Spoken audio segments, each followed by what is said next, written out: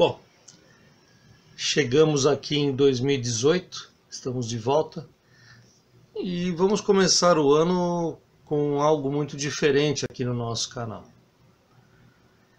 Eu gosto muito de estudar sobre as dimensões, os seres uranianos e outros, vocês que me acompanham já sabem, têm me ensinado muito sobre o ser humano, vistos de fora por esses seres, e tem me ensinado muito o que acontece também na dimensão deles, e eu tenho repassado isso para todos vocês.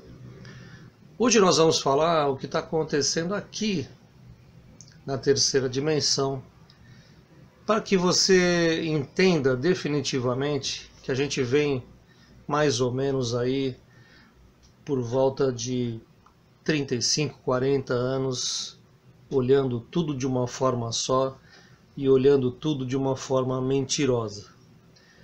Esse documentário que eu vou apresentar para vocês chama-se O Preço da Ignorância, que é o preço que todos nós pagamos por viver em um país onde nós somos iludidos todas as vezes, todos os momentos.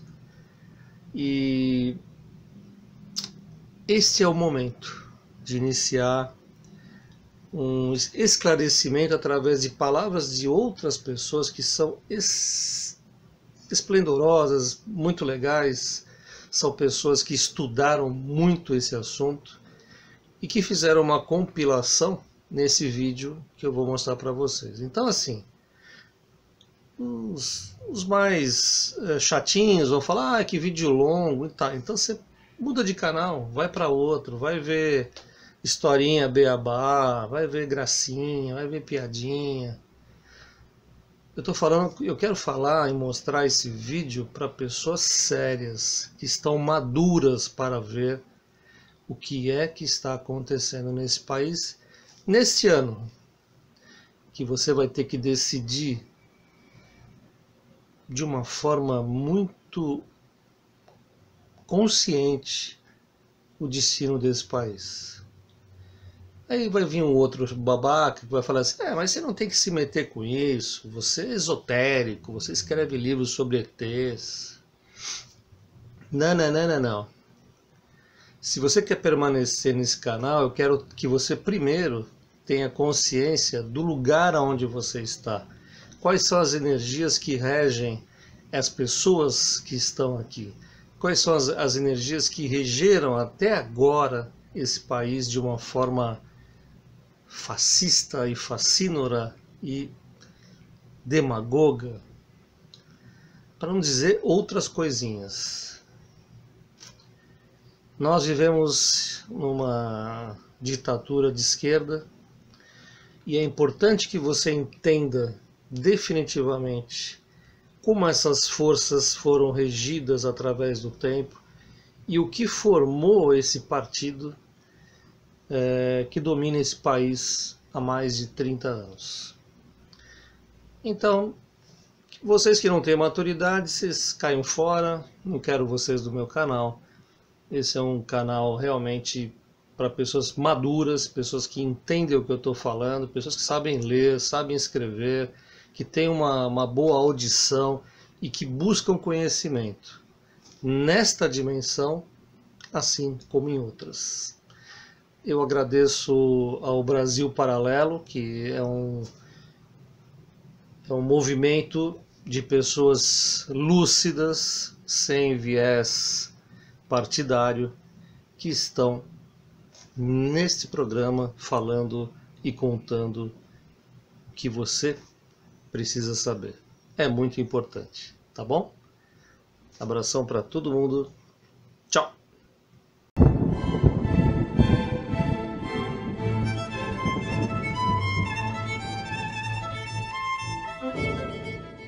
E quais foram as ideias que tanto mudaram o mundo no século XX? Que ideias nos trouxeram até aqui?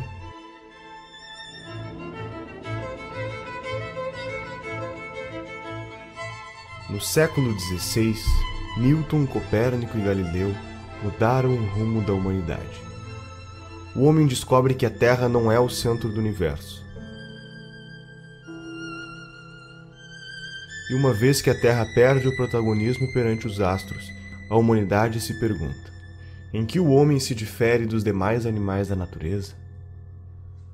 Neste cenário, o filósofo alemão Immanuel Kant quer descobrir o pensamento humano da mesma forma que a ciência tem descoberto o mundo nos últimos séculos. Ao escrever o livro Crítica da Razão Prática, Kant afirma que o mundo só é conhecível por meio da ação do homem e jamais do seu pensamento puro. Friedrich Hegel, influenciado pelo pensamento de Kant, propõe que além do homem só poder conhecer o mundo por meio de suas ações, quando cogita agir, cria um simulador dentro de si que testa o resultado das opções que pode tomar. Imagine que um homem está em uma ilha no meio do oceano.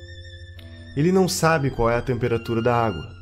Intelectualmente, ele pode imaginar que a água está fria ou está quente, mas só saberá a realidade quando de fato entrar nela. Neste conflito mental de diferentes ideias sobre qual é a temperatura da água, o homem tira conclusões dos riscos e benefícios de entrar ou não no oceano, chegando a uma conclusão que lhe parece a ação ideal. Todo este pensamento dá a base para a teoria chamada dialética histórica, onde o ser humano cria uma tese e em seguida uma antítese, e como consequência deste conflito entre as duas, conclui uma síntese. Segundo Hegel, a história se moveria com esta linearidade da dialética histórica. Hegel teve um aluno chamado Ludwig Feuerbach, defensor da ideia de que neste processo de dialética histórica o homem criou Deus como uma forma de se autoconhecer.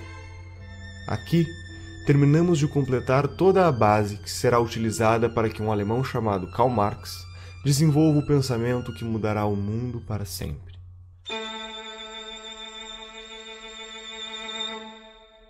Karl Marx estudou Hegel por 10 anos. Tempo suficiente para se convencer da dialética histórica e consagrar o sentido da criação de Deus proposto por Feuerbach. Marx afirma que a dialética proposta por Hegel, que de fato moveria o mundo, é a luta de classes. Aristocráticos contra plebeus, senhores feudais contra camponeses, burgueses contra proletários. Portanto, o próximo estágio seria a revolução do proletariado, como síntese da desalienação das massas. O trabalho de Karl Marx alcançou os ouvidos de um senhor chamado Moses Hess, que o apresentou para Friedrich Engels para que juntos publicassem um manifesto comunista, alertando os proletários de que eles deveriam se rebelar e protagonizar uma revolução que iria destruir o que Marx tinha dado o nome de capitalismo, com o objetivo de chegar na utopia do ápice da humanidade. Marx e Engels fundaram diversos movimentos comunistas nacionais e internacionais, que serviam para cooptar operários, formar sindicatos e organizar greves por meio da propagação da consciência revolucionária.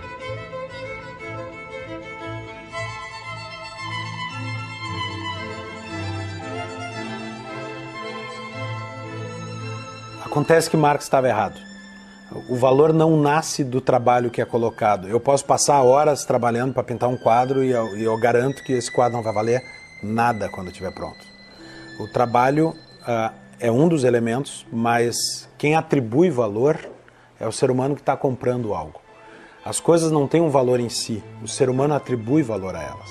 Um copo d'água tem um determinado valor em Porto Alegre ou em São Paulo e tem outro valor no deserto do Saara, porque nós atribuímos um valor diferente para as coisas.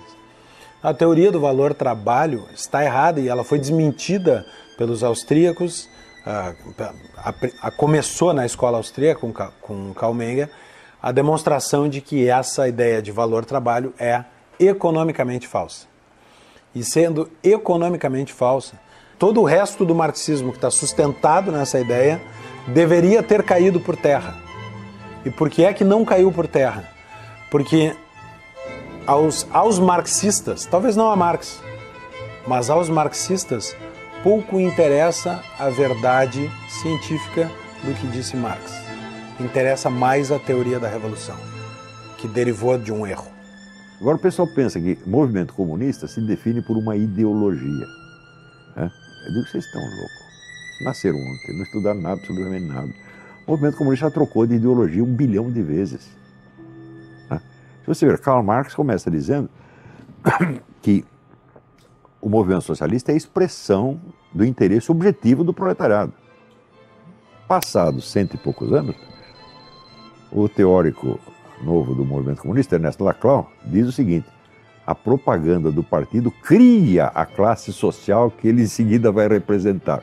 Eu digo, é teoria inversa, mas ela continua com o mesmo nome, continua sendo marxismo. Isto é próprio do pensamento dialético, converter-se no seu contrário quantas vezes for necessário. O comunismo não é uma ideologia de maneira alguma, o comunismo é uma cultura. É quando suas ideias florescem entre os jovens russos e o que parecia apenas uma ideologia transforma-se no que será o maior genocídio da história da existência humana. Vladimir Lenin tinha 17 anos quando seu irmão tenta explodir a carroça do czar russo, Alexandre III, como forma de protesto de um grupo terrorista do qual ele fazia parte. Seu irmão falha e é condenado à morte.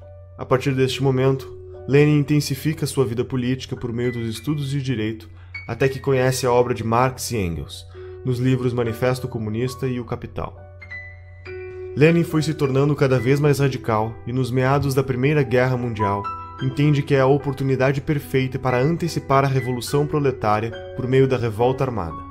Em outubro de 1917, Lenin cria o primeiro país comunista da história.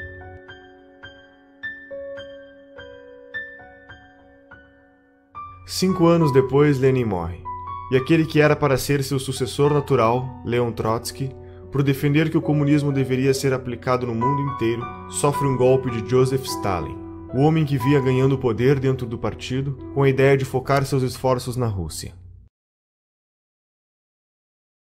Stalin só desocupará o governo depois de 30 anos, deixando para trás mais de 20 milhões de pessoas mortas.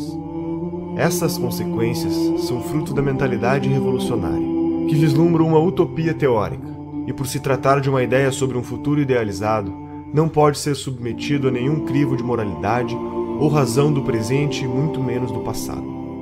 O comunismo sempre renegou a natureza humana, usando teorias supostamente científicas para embasar a busca de um novo homem.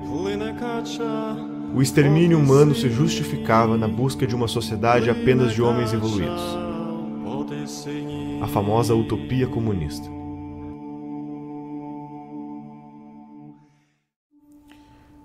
O nível de psicopatia de Stalin pode ser medido pelo que ele fez com a Ucrânia. Né? Entre 32 e 33, o país que fazia parte, então, da União Soviética foi cercado.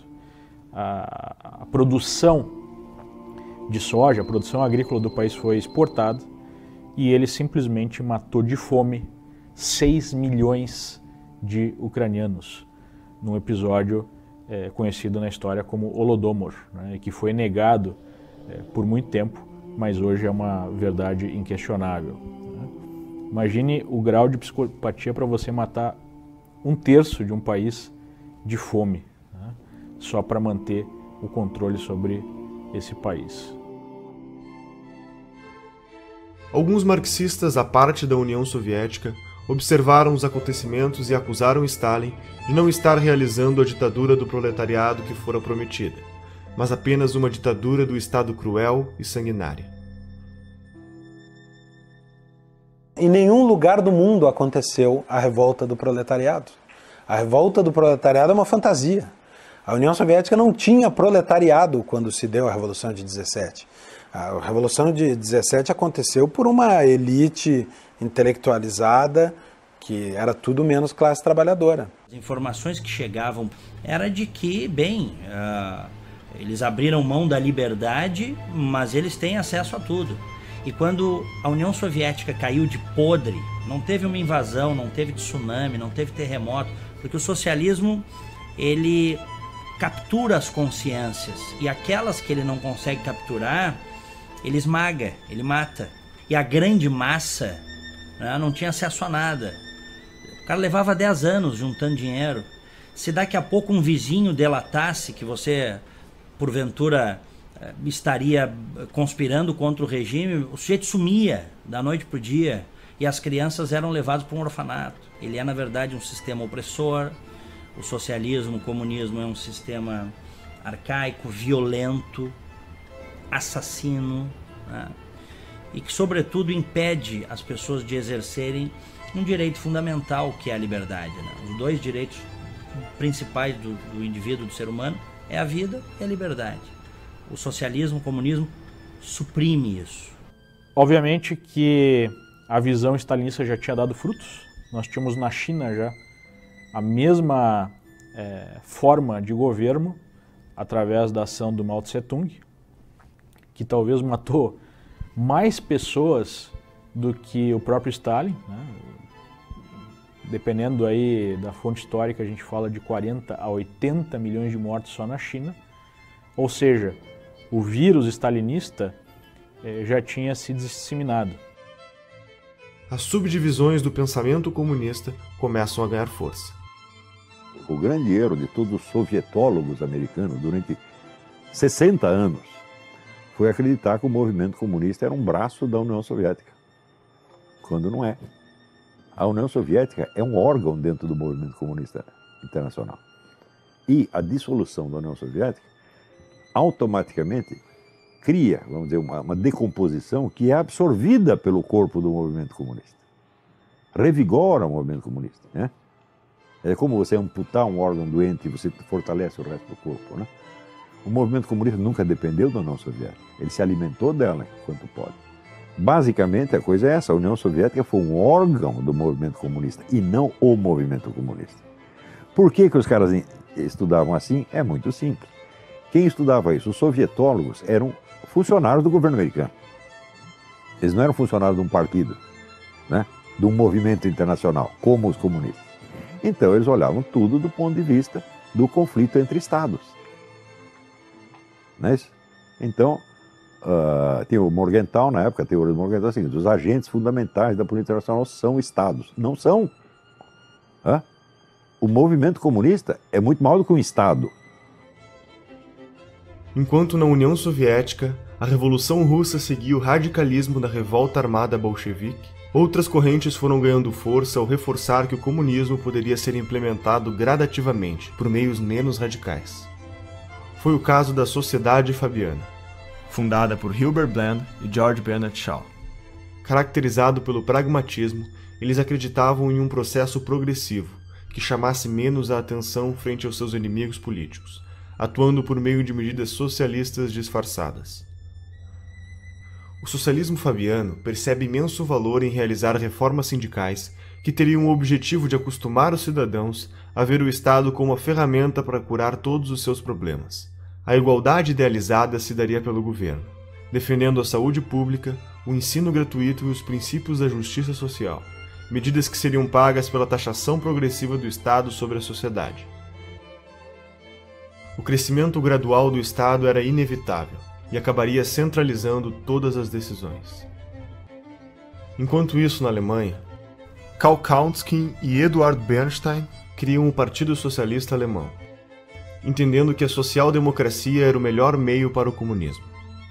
A social-democracia aponta a ação política como sendo mais eficiente do que a ação econômica, propondo assim a sobrevivência de um capitalismo debilitado.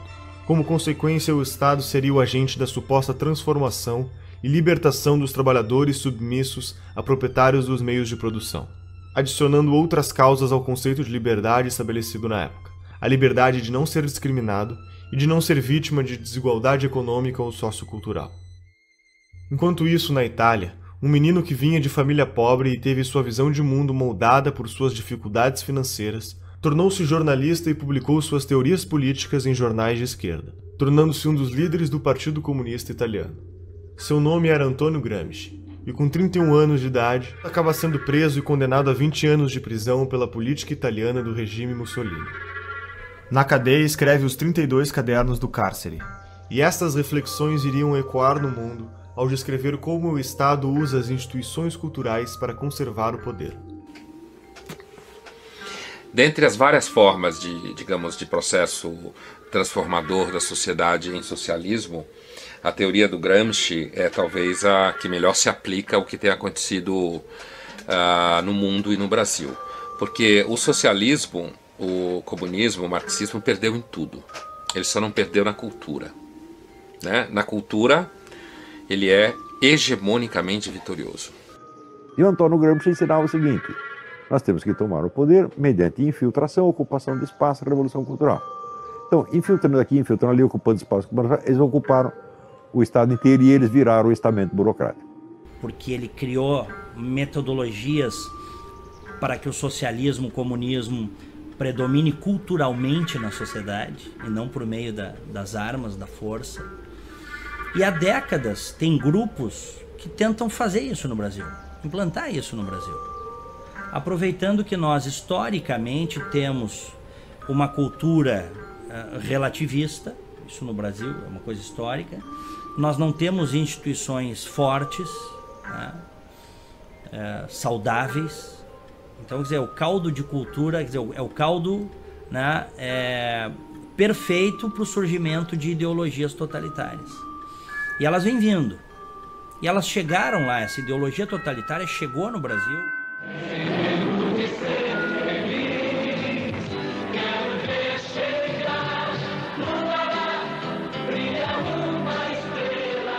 Para Gramsci, uma ditadura sem hegemonia cultural jamais resistiria por muito tempo, e este era o problema do regime stalinista, pois todos os aspectos culturais da sociedade, sua filosofia e sua literatura, formariam a superestrutura da sociedade que também devia ser derrubada.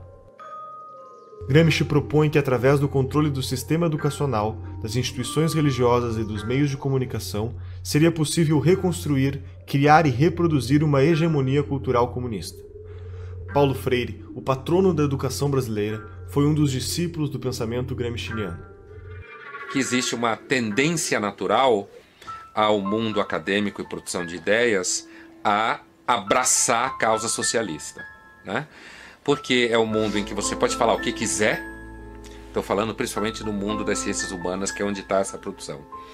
Você pode falar o que quiser, porque não, um aluno de ciências humanas dificilmente vai quebrar uma empresa, porque ele não vai abrir uma empresa. Dificilmente ele vai derrubar um avião, porque ele não vai pilotar avião, certo? Portanto, você pode inventar como o mundo é, inventar como os seres humanos são, propor uma solução que você tem na cabeça, dizer como todo mundo devia agir, porque os alunos vão sair dali, vão beber, vão transar, e se eles forem trabalhar depois, eles vão arrumar emprego como professores, então eles vão poder repetir a mesma história, ou eles vão, na realidade, basicamente gerar gasto em algum órgão do governo. O Gramsci é o cara que vai desenvolver a ideia de que o partido é a única instituição dentro daquilo que a gente chama de democracia modernamente, muito erroneamente, por sinal, é a única instituição que ela consegue aumentar o próprio poder. O judiciário não consegue, sei lá, você sendo chefe do executivo geralmente você não consegue, você precisa fazer isso tudo de dentro de um partido, você não faz aquilo ali sozinho, você precisa da estrutura partidária para isso. Mesmo que você ganhe mais eleições, por exemplo, você tem aqui seus cupinchas dentro do legislativo, se cada um é de um partido, vocês podem se entender ali intelectualmente, mas vocês não conseguem aumentar o poder de vocês, vão ser no próprio partido. Então o Gramsci fala assim, não quero mais essa revolução, revolução tá brega, revolução não pega mais. Então é uma confusão que muita gente faz, né? Ser revolucionário e ser gramscista, não, uma coisa ou outra, são linhas opostas. O Gramsci vai lá e fala assim, olha, não tem mais revolução, isso aí não pega mais, vamos criar a revolução de dentro de um partido. Então você vai transformando tudo, Igreja Católica, mídia, sei lá mais o que, em órgãos do partido. Para isso funcionar, a primeira coisa que precisa ficar clara, isso é uma coisa que também confunde todo mundo, é que essas pessoas não têm que ser necessariamente filiadas a um partido. Então, por exemplo, para você ter uma mídia que funcione dentro do gramscismo, o cara não pode ser filiado, por exemplo, ao PT. Ele tem que ser um cara isento, tem que ser aquele cara assim, que às vezes até faz uma crítica ao partido, mas no final das contas ele tem a narrativa que vai fazendo o partido crescer. Não havia espaço. Os partidos à esquerda chegam ao poder via eleitoral, que é ali, 98. E portanto,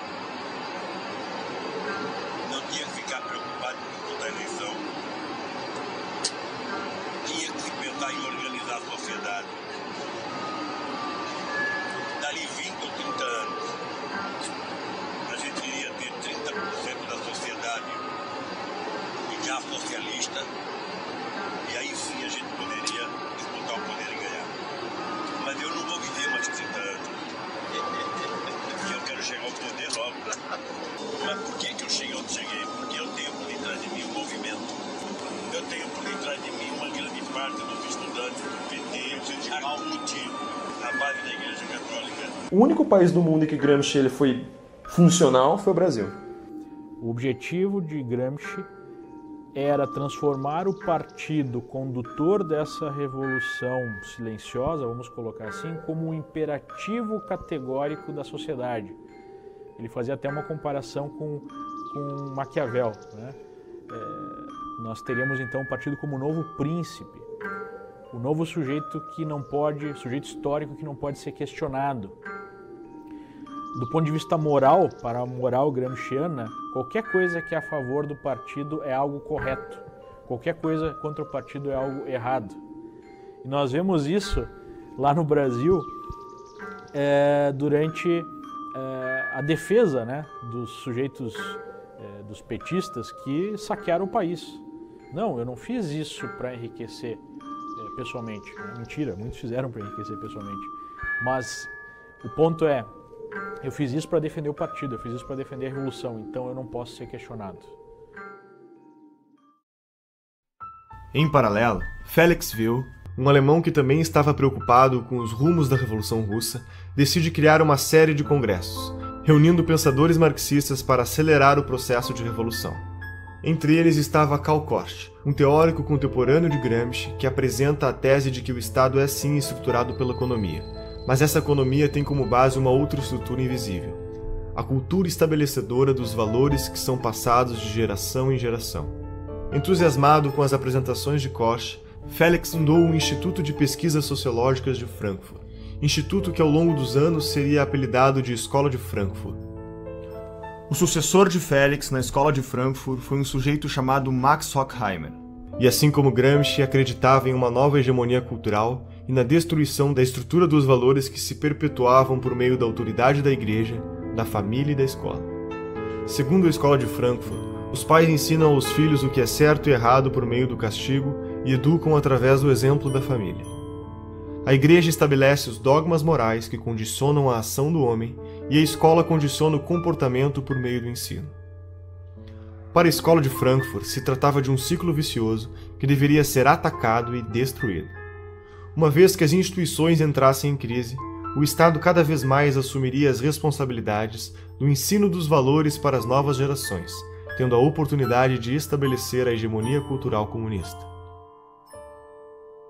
Dando continuidade ao movimento, Horkheimer, Theodor Adorno e Jürgen Habermas, junto com outros pensadores, vão fundar a teoria crítica. A teoria crítica busca a síntese entre o pensamento de Marx e das ideias de Freud, o fundador da psicanálise. A ideia na prática era simples. Se criticarmos tudo o que existe, o processo de dialética histórica trazida por Hegel será acelerado, e, consequentemente, a utopia comunista irá chegar mais rápido. Passa a ser prática comum das instituições de produção teórica adotar a crítica sobre todos os aspectos da sociedade até a sua exaustão, para então derrubá-los.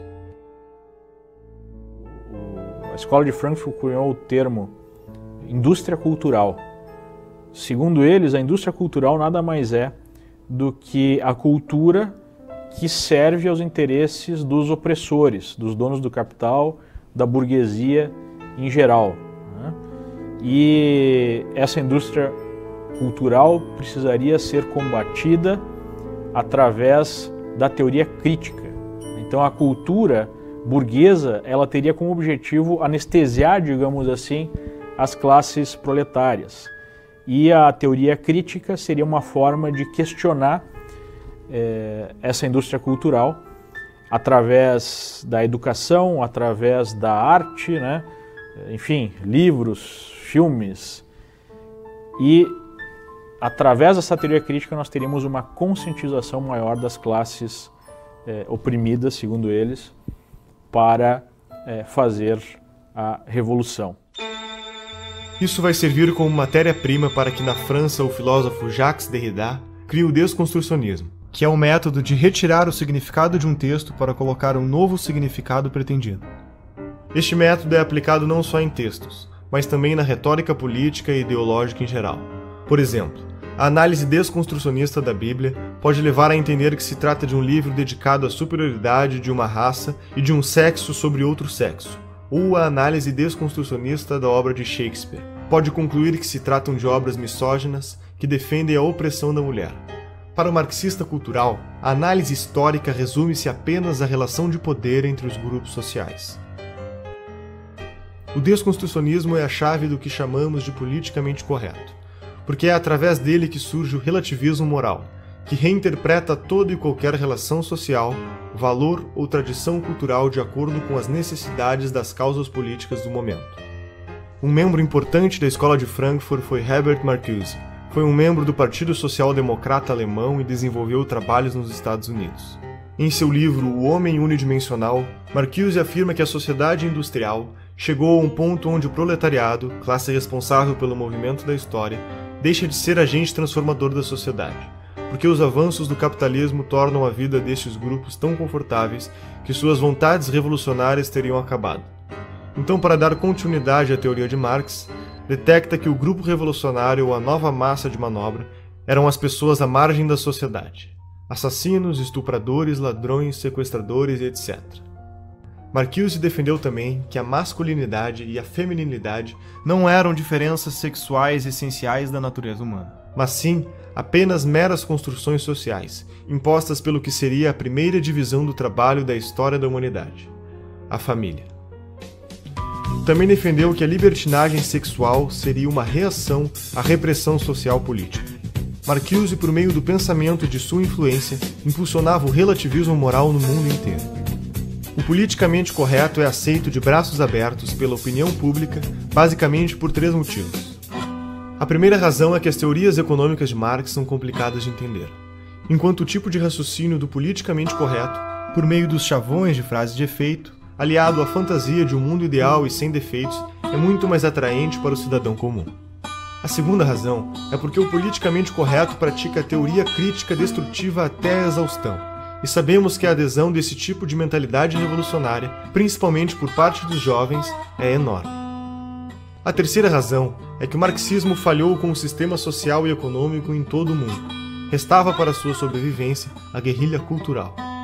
Todo esse movimento ganhará mais força nos Estados Unidos quando David Horowitz, um adolescente de 17 anos, filho de pais comunistas, assiste em 1956 o sucessor de Stalin assumir o governo da União Soviética.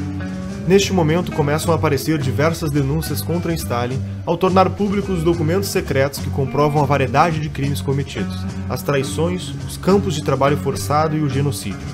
O mundo ocidental entra em choque. E neste momento, David Horowitz se desfilia do Partido Comunista e funda, junto a Marcuse e outros pensadores, a New Left.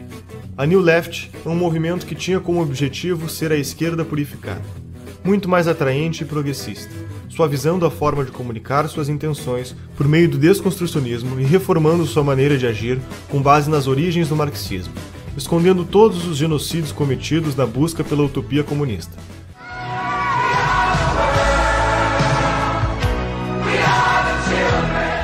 Começava um novo processo de reciclagem da comunicação comunista. Abraçando a contracultura dos anos 60, o movimento hippie, a libertação das drogas, a libertinagem sexual e o aborto, trabalhando com slogans simples e publicitários, como "Faça amor, não faça guerra". Em 1970, Horowitz é apresentado para o líder do movimento Panteras Negras, Huey Newton, quando começa a arrecadar recursos financeiros para este movimento. David pede para sua amiga Betty Van Pater para se juntar a ela e cuidar das contas bancárias destes fundos. O corpo de Betty é encontrado boiando na Baía de São Francisco. David investiga a morte de Betty e a polícia informalmente aponta o assassino como um dos Panteras Negras.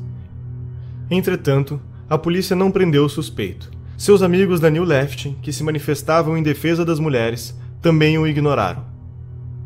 Desconcertado, Horowitz escreve um artigo para o jornal New York Times sobre o caso, e no dia da publicação recebe a notícia de que havia acontecido uma falha e seu artigo não foi impresso. Incapaz de explicar a morte de sua amiga, David entra em uma crise existencial perante a sua ideologia marxista. Horowitz foi afastado da New Left por seus companheiros, que consideraram traição o fato do mesmo sugerir que o assassinato havia sido realizado por um membro dos Panteras Negras. Uma década depois, após este fato, David volta a escrever e denuncia como funciona o sistema de guerra política em que participou e ajudou a criar, tornando-se um defensor declarado do conservadorismo. Ever since I came into the right and observed the political scene from a different vantage, it's always impressed me that whenever I see or usually see a conservative and a leftist or a progressive or a Democrat and a Republican squaring off, it's something like Godzilla versus Bambi. They call us racists, sexists, homophobes, imperialists, and we call them liberals. What are these people liberal about except hard drugs and sex and spending other people's money?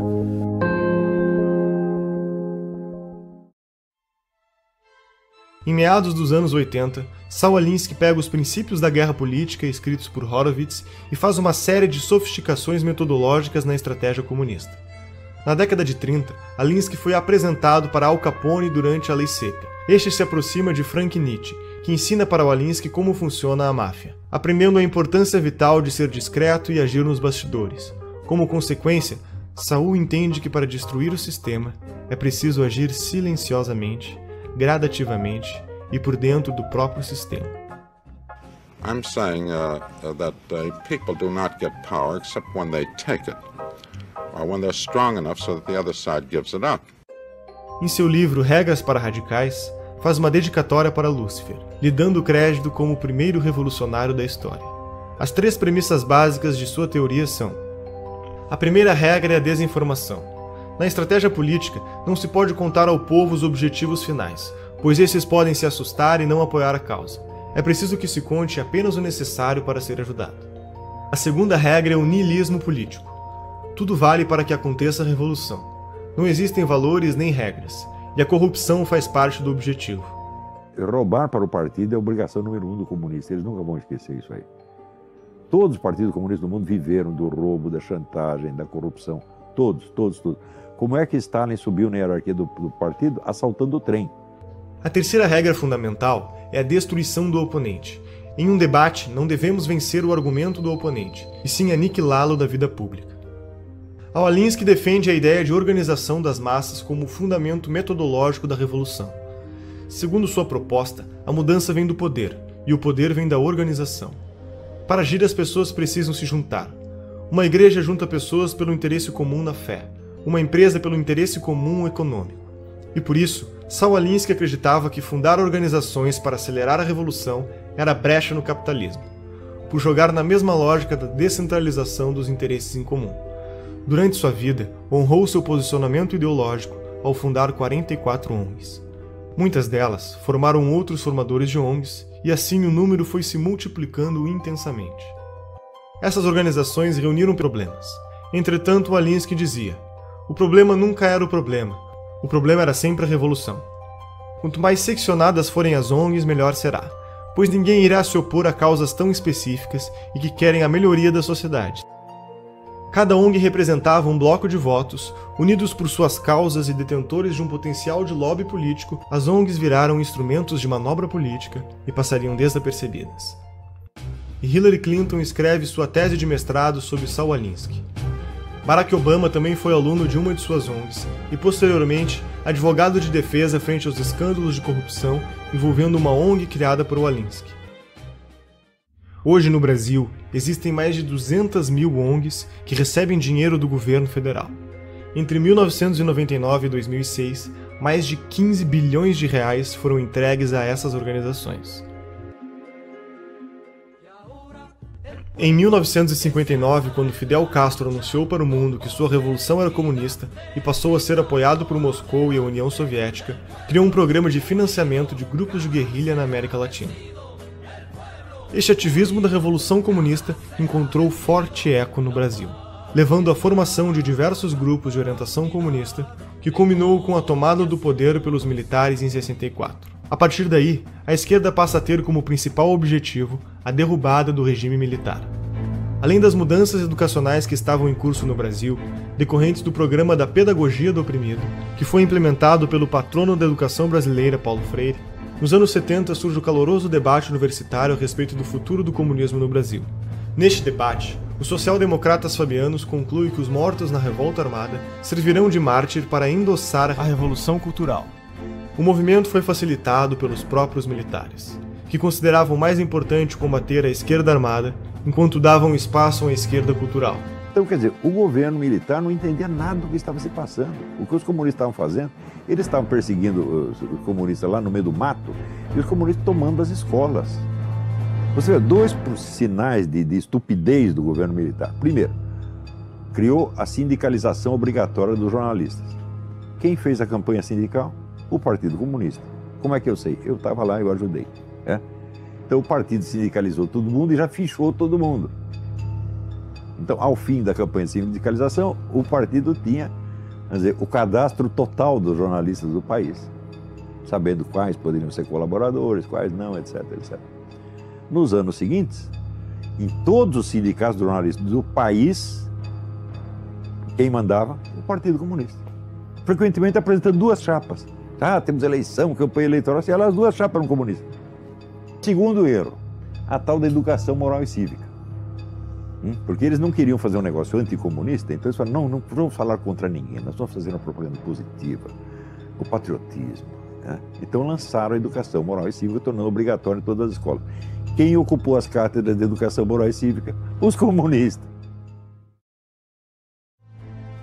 Os excessos da repressão do regime militar, em meados da década de 70, em conjunto com o esgotamento de seu modelo econômico no início da década de 80, levaram a um longo movimento de redemocratização, culminando com a eleição de Tancredo Neves em 1985, que morreu antes de ocupar o cargo, assumindo seu vice, José Sarney.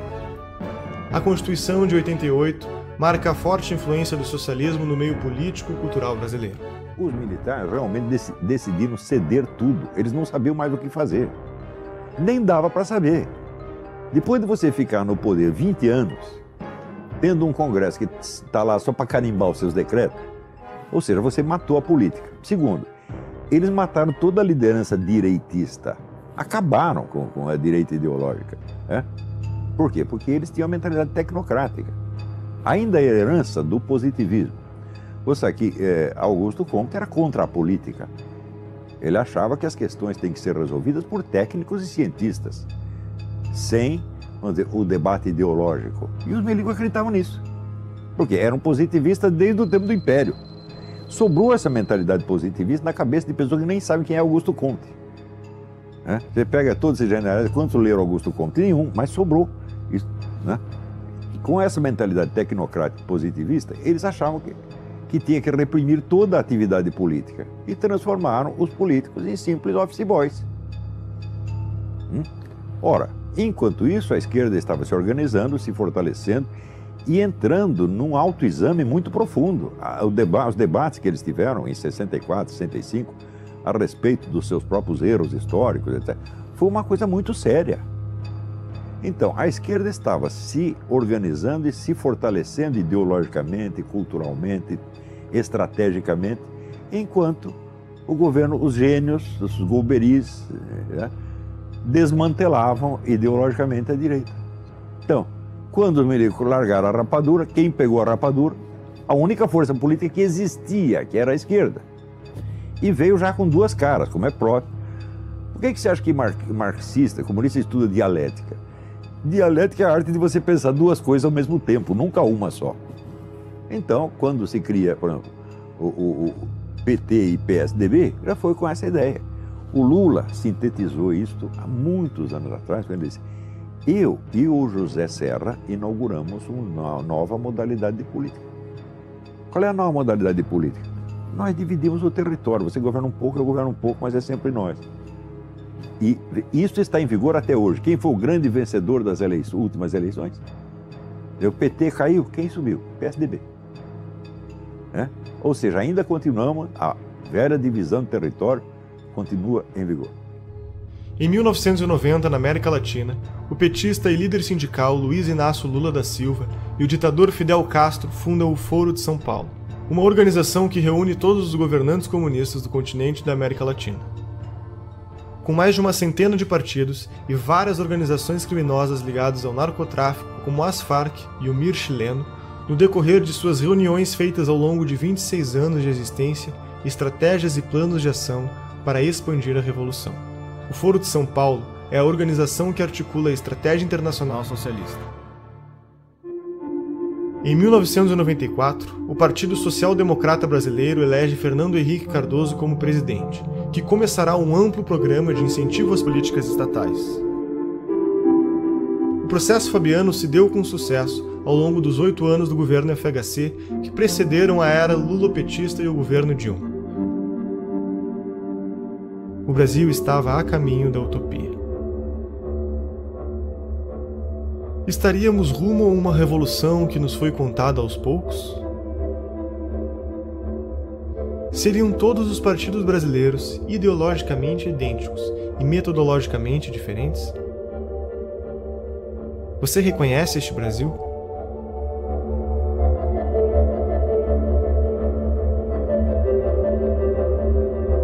O sistema é o nome que damos a um conjunto de elementos que formam um todo organizado. Qual o sistema que vivemos no Brasil? Você já pensou em como se organiza esse sistema e quem está no comando?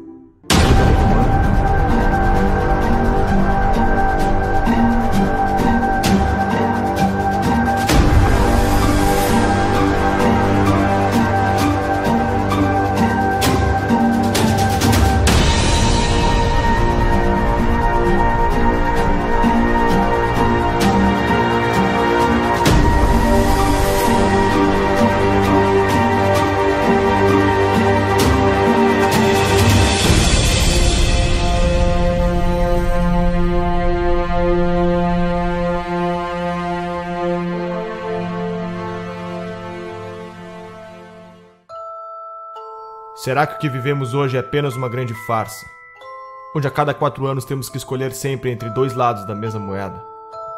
Estaria todo o sistema político infectado com o mesmo vírus? A história da nova democracia brasileira se confunde com o crescimento dessas ideologias de esquerda, pois os mesmos protagonistas que pautavam por esses ideais foram os que fundaram a nossa Constituição de 88, e são hoje os que estão à frente dos grandes partidos políticos no Brasil. Poder é fazer com que você seja obedecido, exercer sua autoridade por meio da influência ou da força. Existem 3 formas de exercer o poder em uma sociedade: o poder político-militar, o poder econômico e o poder intelectual. O que Marx propunha? Os marxistas? Qual é o sonho dourado do marxista? Não é que não haja dominação, é inverter a classe dominante e a classe dominada. E para isso é preciso tomar o Estado por dentro. Espero que não tenha passado do point of no return, do estado de coisas além do qual é impossível voltar. Quando mais de 50% da população depende, inclusive economicamente, do Estado, quem votará para reduzir o Estado? Então, quando o Estado alcança um determinado ponto de grandeza, de tamanho, de custo, começa a se tornar inviável trazê-lo de volta a um tamanho razoável. E é por isso a força também da esquerda por um Estado cada vez maior, ainda que isso seja sustentável.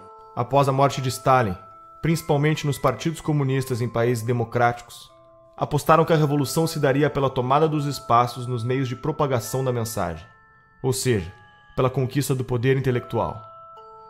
Conforme Gramsci, todos devem ser socialistas sem que se deem conta. Para se conquistar o poder, deve-se primeiramente conquistar as mentes e os corações das pessoas.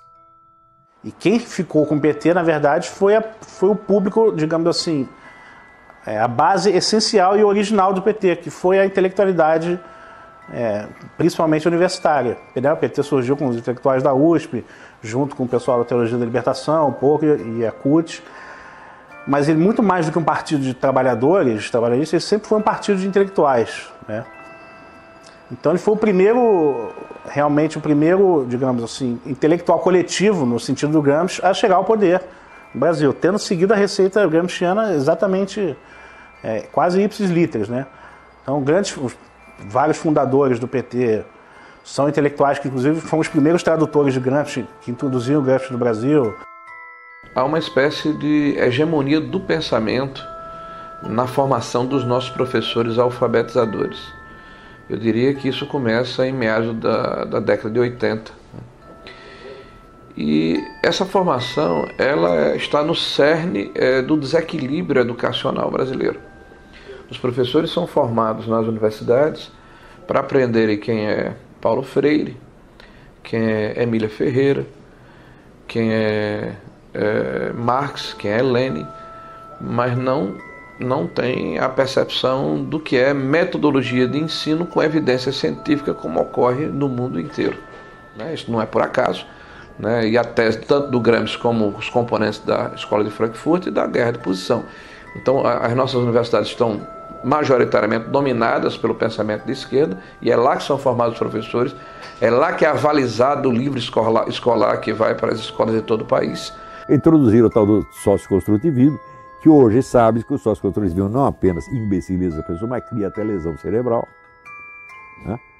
E quem foram os grandes agentes disso? Eu acho que o principal foi a editora Abril, com as revistas Escola, depois na Nova Escola e Sala de Aula, que eram órgãos do socioconstrutivismo. Por aí que entrou Emília Ferreira, Celestin Freinet, toda essa porcariada socioconstrutivista comunista entrou no Brasil através desse, porque era o único órgão que alcançava todos os professores no Brasil, né? Então, alguém culpou eles pelo que aconteceu? Não, eles não têm culpa nenhuma. O que acontece? Quer dizer, nós estamos saindo aí de quase 2 décadas, né? 20 anos de governo esquerdista, né? Mais, né? Se a gente contar o período sob os tucanos e tudo, quer dizer, na verdade dá muito mais tempo aí sob domínio da esquerda, né? Então o que acontece? Quer dizer, nessas últimas décadas, o maior comprador de livros, né, do mercado editorial, né, quem foi? Foi o governo. Quer dizer, o governo, então, com as compras fenomenais que ele faz todos os anos para distribuir os livros paradidáticos nas escolas, quer dizer, ele se tornou a principal fonte de renda para muitas editoras, né? Agora, tudo tem um preço, né? Quer dizer, para o livro ser escolhido pelo governo, as editoras fazem, né, sugerem de maneira muito persuasiva aos escritores que eles escrevam dentro daquela pauta que é estabelecida pelo MEC, né? Claro, porque o MEC oferece uma pauta, né? Ele diz assim, olha, o livro para ser comprado precisa seguir este critério, e são critérios ideológicos. Você tem o gramscianismo aplicado ao mercado editorial muito semelhante ao mercado jornalístico, tá? Os jornais, as revistas. O mesmo tipo de influência, de hegemonia. Você tem no mercado editorial 50 anos, pelo menos, de hegemonia da esquerda no mercado editorial. Isso significa que livros liberais, conservadores, são violentas exceções. Em 2008, a revista Veja publicou uma pesquisa que foi realizada pelo Instituto Census, que comprovou tudo aquilo que a gente já sabia, né? Que, de fato, as escolas, as universidades estão sendo usadas para fins políticos, de propaganda política e partidária. Essa pesquisa do Instituto Census, ela mostrou que 80% dos professores reconhecem que o seu discurso em sala de aula é politicamente engajado. Isso é um número impressionante e que corroborou uma pesquisa feita em 2004 pela Unesco. Então, os dados dessas duas pesquisas são convergentes e mostram que para 78% dos professores brasileiros na educação básica, a principal missão da escola é formar cidadãos. E para apenas 8% é transmitir conhecimento, transmitir as matérias aos estudantes. Essa pesquisa, tanto do Instituto Census como da Unesco, comprovaram essa percepção generalizada que existe de que, efetivamente, as escolas estão sendo usadas para fins de propaganda política, de doutrinação e propaganda política partidária. O professor não pode agir em sala de aula como um militante. Ele é um servidor público, ele é um agente do Estado. Dia 22, a gente integra a paralisação do dia 22 de greve geral. E o Estado, de acordo com a Constituição Federal, o Estado brasileiro, ele é politicamente neutro. Existe a Constituição, prevê o princípio da neutralidade política, ideológica e religiosa do Estado. Então não cabe ao professor, no exercício das suas funções, fazer propaganda de partido político, por exemplo. E muito menos, ou também não lhe cabe, mobilizar os seus alunos, manobrar os seus alunos para que eles participem de um ato político, de uma manifestação a favor ou contra uma determinada corrente que disputa o poder na sociedade. Isso é ilegal, também por força da Constituição. Dos professores que estão formando nossos alunos, 86% veem Che Guevara de forma positiva e 65% veem Lênin de forma positiva. Que cidadãos são esses que estamos formando? Nós estamos vivendo um momento muito difícil na educação brasileira. Agora, com a Base Nacional Curricular Comum, eu particularmente estou assustado com os documentos que foram publicados pelo MEC. O primeiro documento era um panfleto doutrinário e um atraso pedagógico. O segundo é um panfleto doutrinário e um atraso pedagógico um pouco menor. Me parece que é um bode na sala, né? Se criar dificuldade para se gerar facilidade. O ministro alega que vai filtrar esse processo, que vai submeter ao Conselho Nacional de Educação, mas eu não posso acreditar num conselho que está completamente aparelhado, né, que com raras exceções é formado por ativistas políticos de esquerda. Então a hegemonia política, ela inclusive agride a Constituição brasileira, que fala da pluralidade. O governo do PT é majoritariamente apoiado pela União Nacional dos Estudantes. A UNE é a entidade máxima dos estudantes brasileiros e representa cerca de 6 milhões de universitários. Em 1937, ano que Vargas decreta o Estado Novo, os estudantes fundam a União Nacional dos Estudantes, UNE. Na UNE, o mimeógrafo rodava panfletos fazendo propaganda socialista ao som da Internacional, tocada na vitrola doada pelos americanos. A União Soviética, pátria-mãe do socialismo, era o exemplo a ser seguido. E o comunismo a utopia em corações e mentes jovens pelo mundo afora. Até Carlos Drummond de Andrade fez versos para Stalin. A poesia fugiu dos livros, agora está nos jornais. Saber que resistes. Então, a UNE hoje perdeu credibilidade. A CPI da UNE é uma necessidade. Nós queremos pressionar as autoridades da Câmara nos próximos meses para que ela saia do papel. Ela está aprovada, está lida em plenário, ela tem que acontecer. A investigação principal é saber aonde foi, onde está sendo usado o dinheiro das carteiras estudantis arrecadados no Brasil inteiro. Teve uma indenização, que nós queremos saber onde aplicar esse dinheiro. Indenização pelos mortos na época da ditadura militar que tinham vínculo com a UNE. O que é isso? Foram milhões de reais via governo federal do PT, pagos por uma entidade como a UNE, e as famílias não participam disso. Existiram esses casos, não existiram, tem comprovação, não, fizeram uma indenização milionária. Nós queremos na CPI da UNE saber se esse dinheiro foi usado só para pagar ônibus, manifestantes que vinham aqui fazer protesto, ou seja, o governo aparelhou a UNE, a CUT, o MST com o dinheiro do governo para simular que eles tinham apoio popular para impedir o impeachment, aparelharam esses órgãos para virem aqui para contestar projetos de lei que poderiam investigar ou a criação de CPIs. Pode ter certeza. Meu feeling é que uma CPI da UNE põe mais gente na cadeia. O movimento estudantil ele é um movimento autoritário, totalitário, truculento, violento, e ele não... Eu cheguei a escrever isso outro dia numa coluna na Folha. Você encontra mais debate em igreja evangélica do que na universidade. A universidade não tem nenhuma liberdade de debate. não há nenhuma possibilidade de você levantar qualquer posição contrária ao conjunto de professores que administram aquele espaço, certo? E, assim, há uma piora no sentido de que há mais jovens que chegam com um discurso fechado, identificado com a esquerda, já na universidade.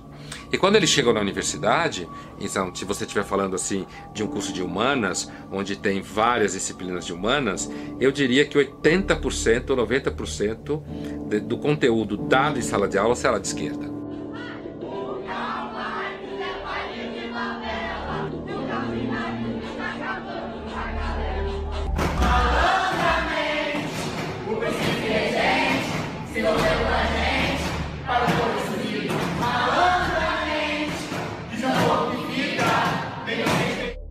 Tomar o Estado por dentro significa mudar a lógica de funcionamento, por exemplo, do Ministério da Educação.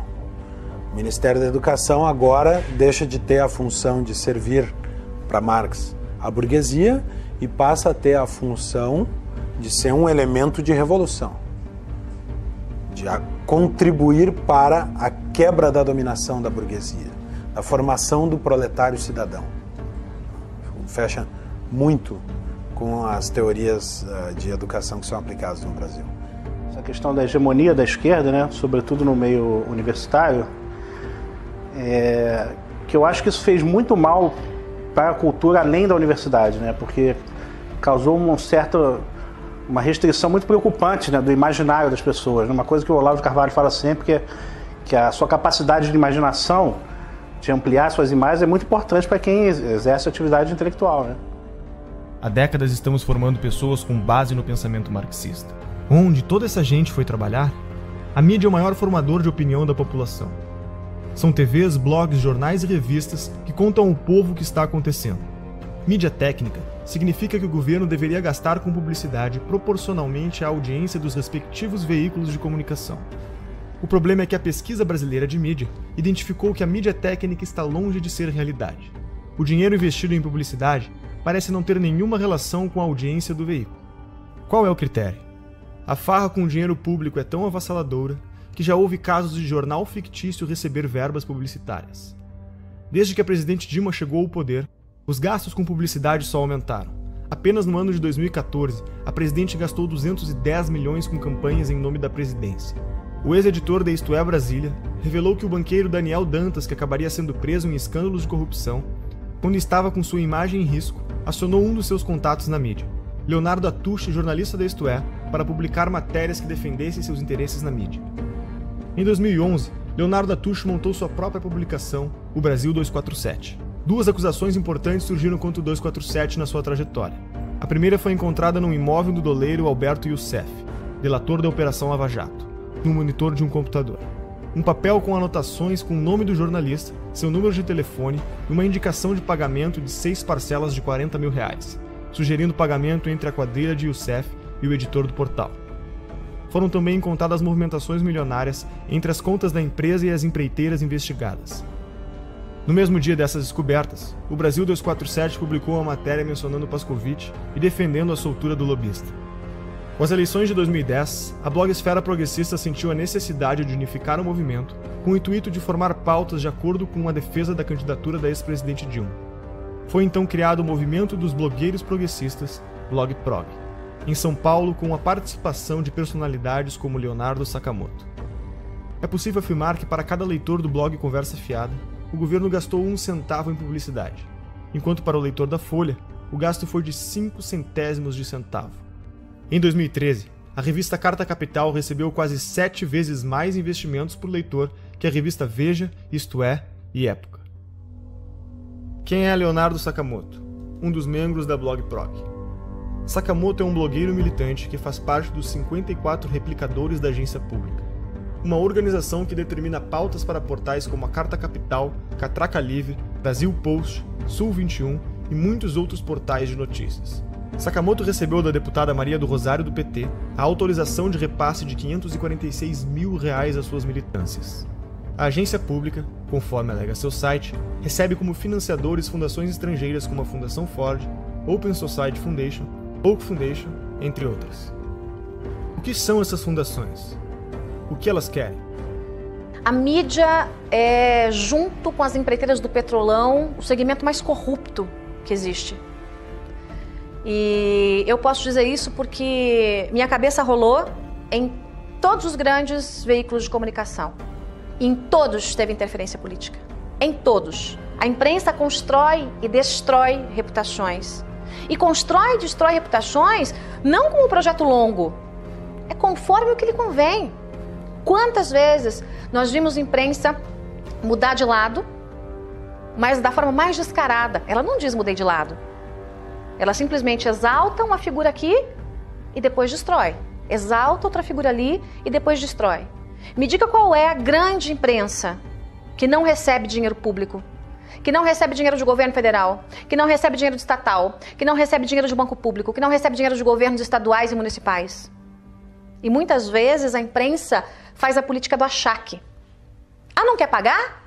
Então você vai ver. E aí bate, denúncia, bate. Como é que funciona em geral, né?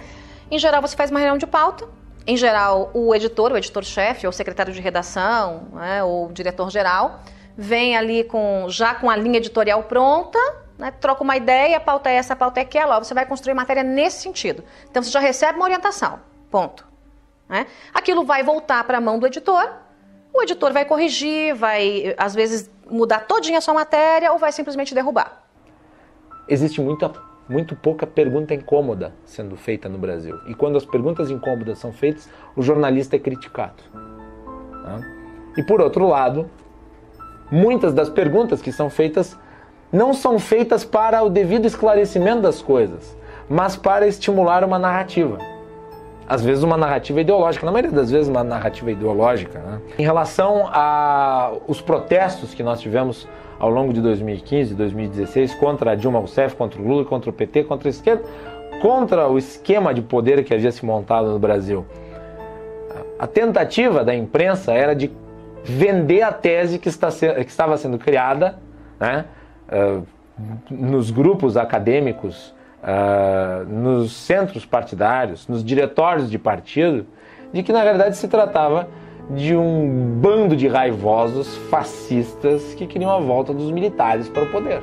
Fazendo uma reportagem sobre um mini protesto que havia ocorrido em favor do impeachment, ainda depois do dia 16 de março, a imagem da notícia era intervenção já.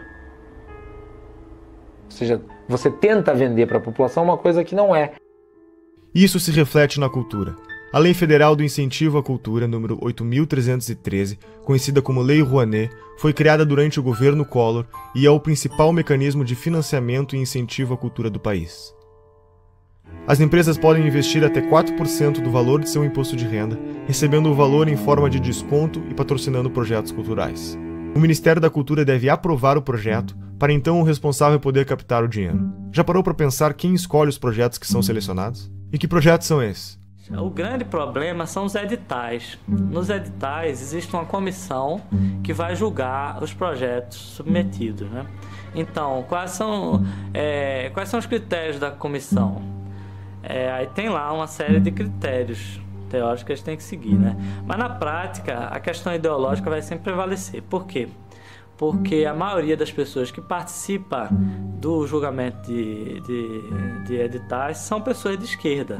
E não é só de esquerda socialista mesmo, entendeu? Não é esquerda... essa é a tendência. Então, você achar uma pessoa que, nesse tipo de edital, que não seja assim, é raríssimo. Você me perguntar quem faz parte de julgamento de edital e que não é socialista, eu não vou saber dizer. E olha que eu conheço muitas pessoas, né? Então, o critério ideológico vai sempre prevalecer. Então, por exemplo, no meu caso, você quer fazer um filme sobre Olavo de Carvalho, eu poderia passar 30 anos tentando, submetendo aí, nunca ia passar, jamais, entendeu? A Lei Rouanet se tornou um meio legalizado de desvio de verbas públicas. O incentivo à cultura, cuja proposta inicial era financiar projetos de novos artistas, passou a ser destinada a artistas já consagrados que não precisariam de lei para se manter.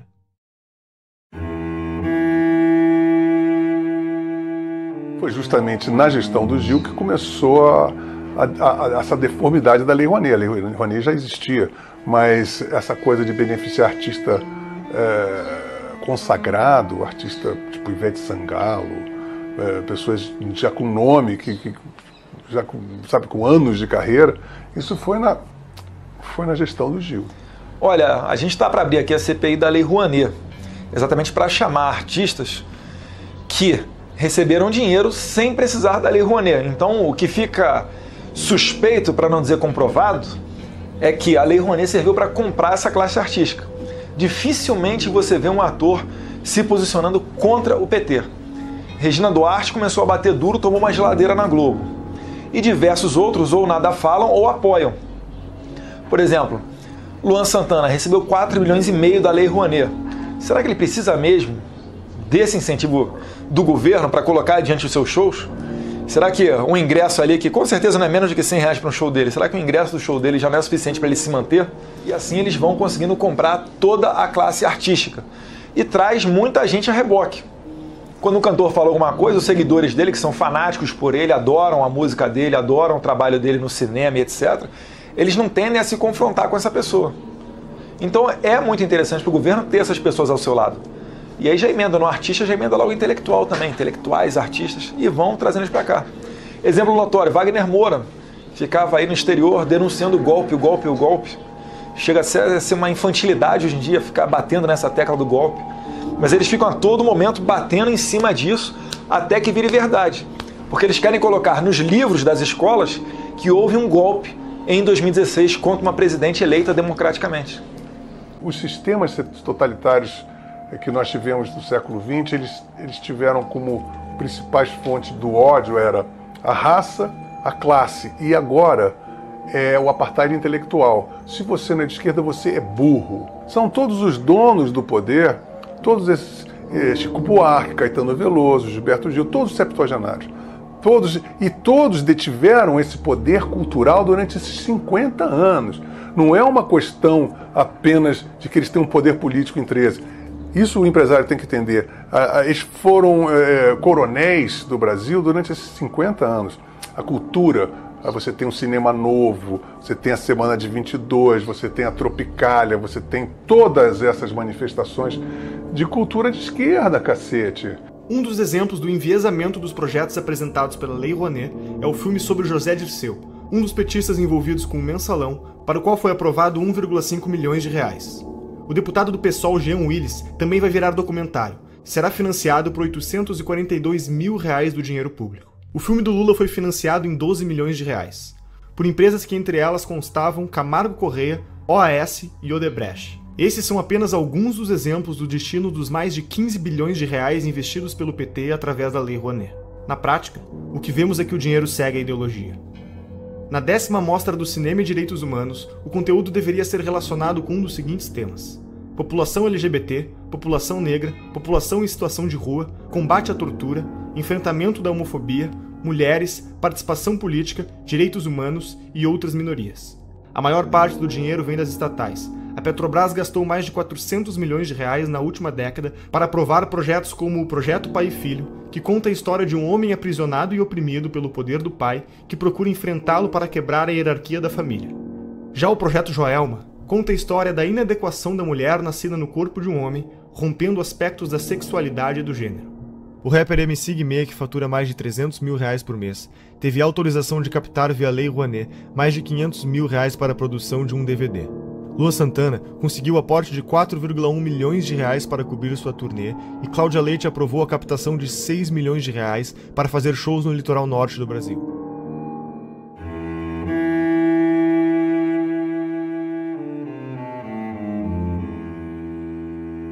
No referendo do dia 23, você vai decidir se é contra ou a favor da proibição do comércio de armas. Reagir com uma arma, muitas vezes, pode transformar a situação numa coisa muito pior. Existe hoje no país mais de 15 milhões de armas na mão de civis. Se bala resolvesse o problema, o Brasil seria um paraíso de segurança, né? Olha, tinha artista que pedia o desarmamento, mas andava de carro blindado e seguranças armados até os dentes. Aí é muito cômodo, né? E eu consegui, através das minhas entrevistas, desmascarar esse povo todo. O Ratinho, por exemplo, eu lembro quando eu fui lá debater no programa dele, Eu, antes de entrar no programa, eu dei uma volta nas imediações do estúdio e comprovei que o carro dele era blindado. Comprovei que ele tinha 3 seguranças armados. Ele não tinha o direito de defender o desarmamento do povo quando ele não precisava disso, né? Outra, a Angélica, para você chegar no condomínio dela, a 300 metros você não conseguia chegar.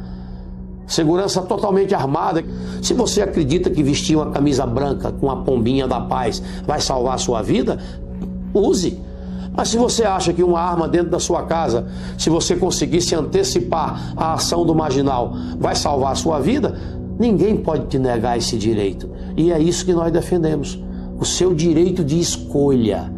Se você quer, cumprindo os requisitos, você tem direito garantido. Coisa que, infelizmente, o governo do PT retirou isso do povo brasileiro. A violência pode ser usada para o bem ou para o mal. É que nem arma. A esquerda adora falar que a arma mata. A gente está num país que a gente sabe que tem mais arma que habitante e que a segunda emenda, que é o direito de legítima defesa, é sagrado. Quando a gente vê a discussão de desarmamento, de Obama e companhia, não tem nada perto com o modelo brasileiro. O acesso do bandido às armas já se dá na ilegalidade. Quem segue a regra foi eu. Fui eu que passei por um processo ultra mega burocrático de 5 dias úteis que você precisa esperar de background check aqui nos Estados Unidos. 5 dias úteis. Você vai lá, compra a tua arma, que aliás custa mais ou menos 1/4 do que custa no Brasil, 1/5. A arma no Brasil custa 4, 5 vezes mais caro. Você compra a arma, espera 5 diazinhos e vai lá buscar. Foi o processo burocrático que levou. E não tem nenhum custo de despachante, R$1.000 de licença para cá e para lá, não tem nada disso. Porque é um país que entende um direito básico do indivíduo de legítima defesa. Todos os países aonde surgiram os grandes ditadores, uma das primeiras providências dele foi desarmar o cidadão. Hitler, Mussolini, esse cretino da Venezuela, são medidas adotadas para que eles não tenham resistência da sociedade. Só eles podem ter arma. Os países socialistas tendem a essa centralização, ao domínio com mão de ferro de todos os recursos do país. E isso eu acho muito perigoso, porque se esse controle centralizado cai nas mãos de uma pessoa com um caráter duvidoso, com intenções não lá tão boas, ele domina o país inteiro. Mas se for tudo descentralizado, é difícil que se instale, por exemplo, uma ditadura. Penso que é mais difícil. Inclusive, se a população estiver armada, é mais difícil que um governo imponha uma vontade que não corresponda à vontade do povo, se esse povo tiver condições de reagir. Agora, qual é a primeira coisa que se faz quando se quer dominar um povo? Desarma esse povo. O Instituto Sou da Paz, que trabalha pela redução da violência, acha que menos armas resultam em menos mortes. O que a gente precisa fazer é reduzir essa quantidade imensa que tem de armas circulando nas nossas estações. O Instituto Sou da Paz, que começou fazendo campanhas pelo desarmamento em 1997, receberam $492 mil da Fundação Ford do ano de 2007 a 2011 e $1,58 milhões da Open Society de 2013 a 2014. Que ONGs são essas? O que elas defendem? Lembra de Saul Alinsky? Segundo a CPI das ONGs realizada em 2007, foram apresentadas mais de 13 bilhões de gastos de diferentes esferas do governo. Para sindicatos foram repassados R$495.698.000. Segundo a CPI, 81 milhões foram encontrados sem justificativas de gasto. São centenas de milhões de reais todos os anos despejados nos cofres desses sindicatos que não prestam contas ao Tribunal de Contas, não prestam contas à Assembleia, prestam conta a eles mesmos. E tem mais, presidentes que passam 15, 20, 30 anos na presidência de um sindicato desse.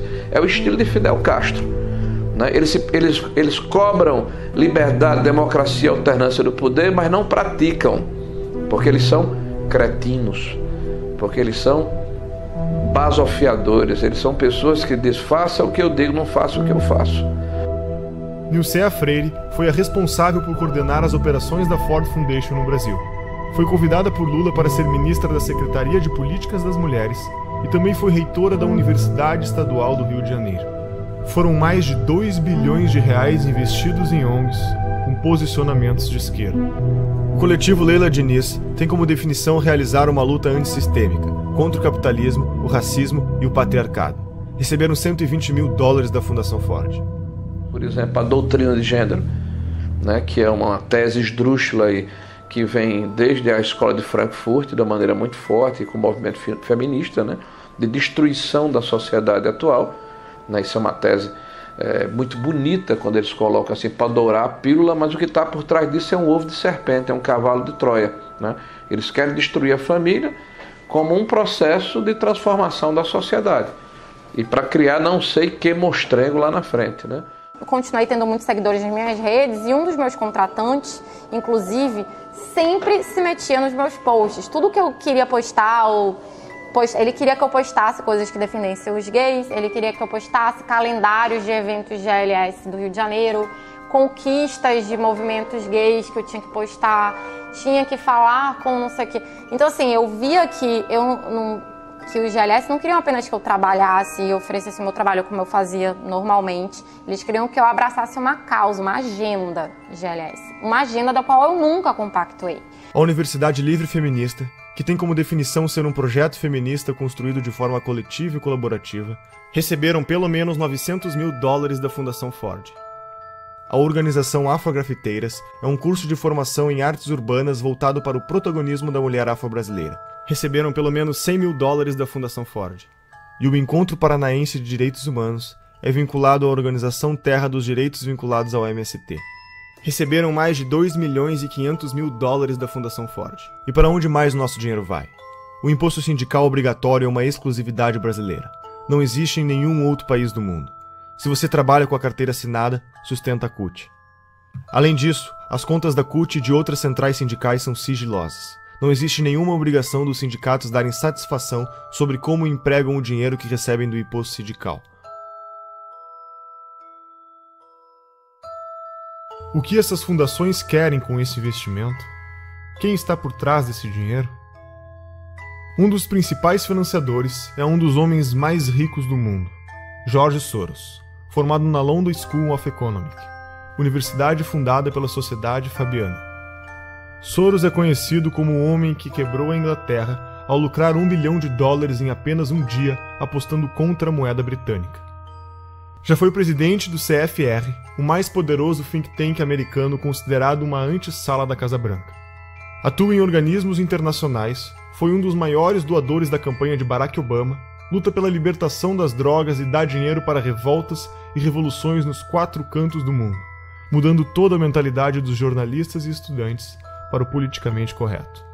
Quais são os objetivos de George Soros? Capitalista não necessariamente seja alguém que defende o capitalismo. O cara só vive no capitalismo. Por exemplo, é como você dizer que, sei lá, Cuba é um país socialista. Não quer dizer que qualquer cubano é um socialista. Vive no socialismo. Mas não quer dizer que ele defenda. Grandes movimentos, como Occupy Wall Street, são financiados por gente como, por exemplo, a Fundação Bilderberg, Fundação Ford, George Soros, que eu comentei num podcast recente no meu site. Porque essas pessoas são o que a gente chama de metacapitalista, ou seja, alguém que funciona como capitalista sem ser, de fato. George Soros é um hiperinvestidor, cara que entende tudo do mercado.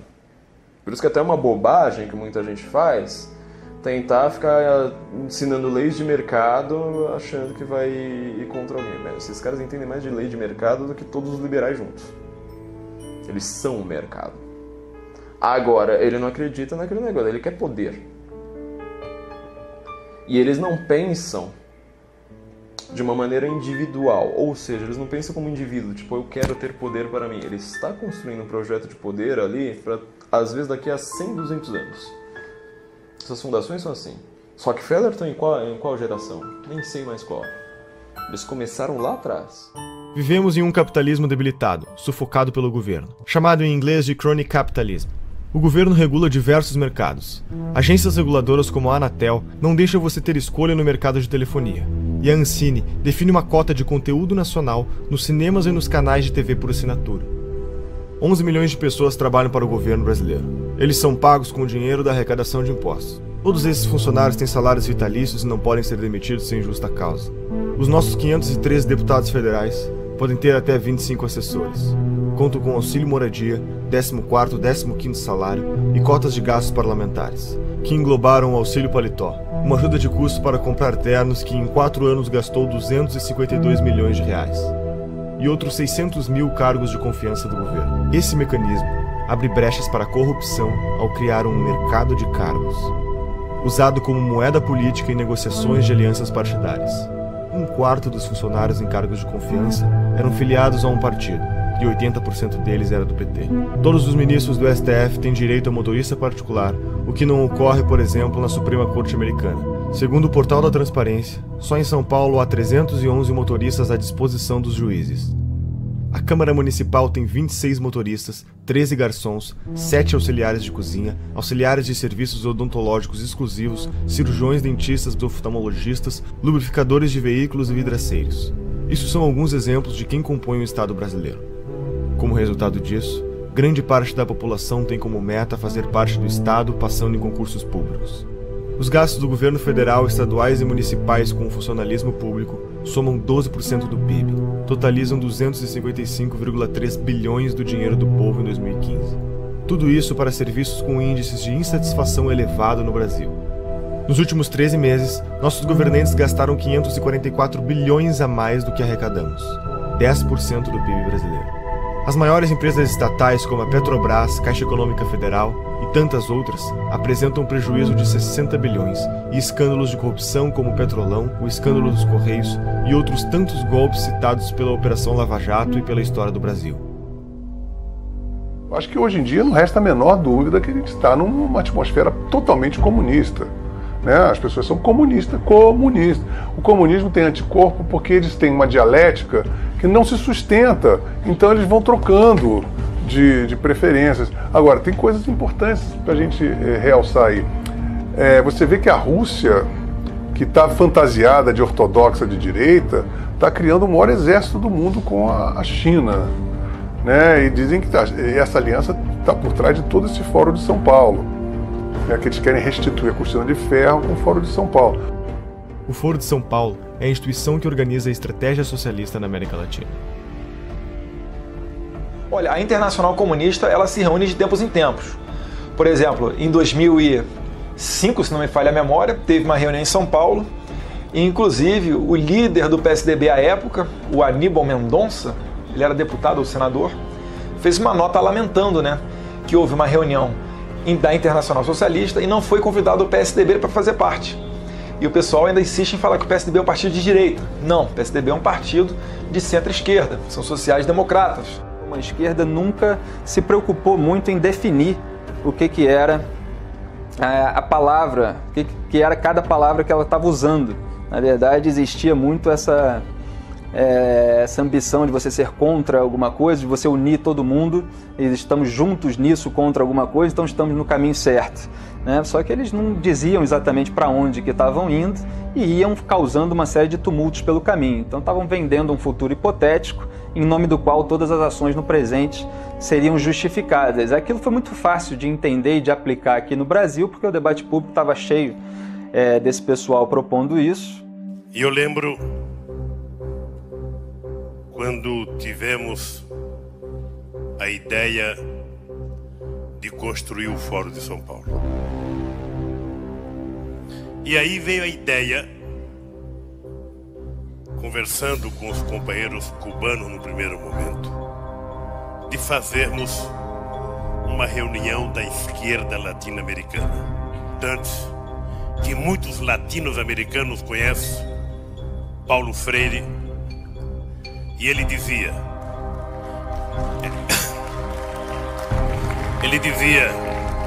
juntar os diferentes para derrotar os antagônicos. E nós, que uma das forças políticas que mais contribuiu para que nós chegássemos a construir o que nós construímos, foram os companheiros do Partido Comunista Cubano, que sempre tiveram paciência e experiência de nos ajudar. Não, fala-se, eu não acredito nisso, mas eu quero colocar isso na entrevista, de uma aliança, de um eixo Chaves, Fidel e Lula. Ô Boris, você sabe que isso é no mínimo uma piada de mau gosto, claro. E eu te aconselho até não repetir isso no vídeo.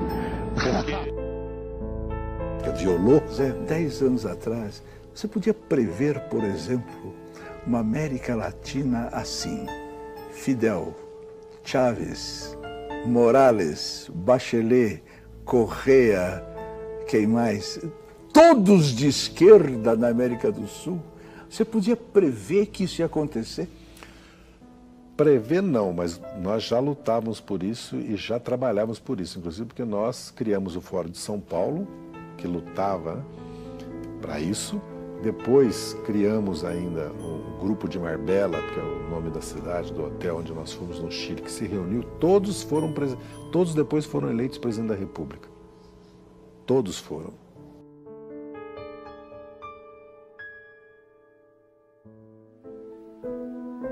Tudo custou muito caro para o Brasil. Tudo custou muito caro para o mundo. Caro para a nossa educação, para as nossas crianças. Caro para a autoestima da humanidade e para todos os 100 milhões de mortos que perderam seus sonhos em genocídios e na falta de liberdade. Herdamos a responsabilidade de acabar com a utopia. Nós temos o compromisso de aprender com o passado. Não podemos deixar esse episódio da história desconhecido. É nosso dever documentar tudo para que nas próximas gerações os jovens saibam que está na mão deles preservar a trajetória da humanidade. O mundo anseia pela verdade para se libertar e continuar crescendo. Não é só economia nem só política. É a manifestação dos valores da nossa sociedade, das nossas famílias, dos nossos antepassados e de todos os nossos filhos. Despertamos intelectualmente. Não há mais espaço para ditadores monopolizarem nas nossas vidas. Agora precisamos quebrar a dominação cultural que nos foi imposta. Durante 16 anos, os jornais, canais de TV e estações de rádio do Brasil se recusaram a noticiar a existência e as atividades do Foro de São Paulo. O Brasil parecia estar preso entre as malhas de uma articulação criminosa, que envolvia ao mesmo tempo a totalidade dos partidos de esquerda latino-americanos, a classe jornalística nacional, o sistema de ensino, as principais gangues de narcotraficantes do continente e uma parcela nada desprezível da elite política e financeira internacional.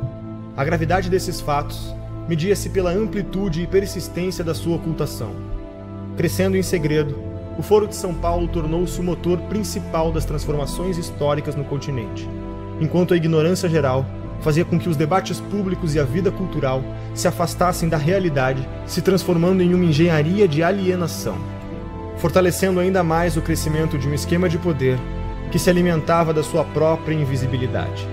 A queda vertiginosa do nível de consciência pública nessas condições era inevitável. Um dos aspectos mais perigosos da situação é a facilidade com que os culpados se desvencilham de qualquer tentativa de denúncia, qualificando-a de teoria da conspiração. Mas quem falou em conspiração? O que vemos é uma gigantesca movimentação de recursos, de poderes, de organizações, de correntes históricas, tudo documentado. É o inimigo onipresente e invisível, sonhado por Antônio Gramsci.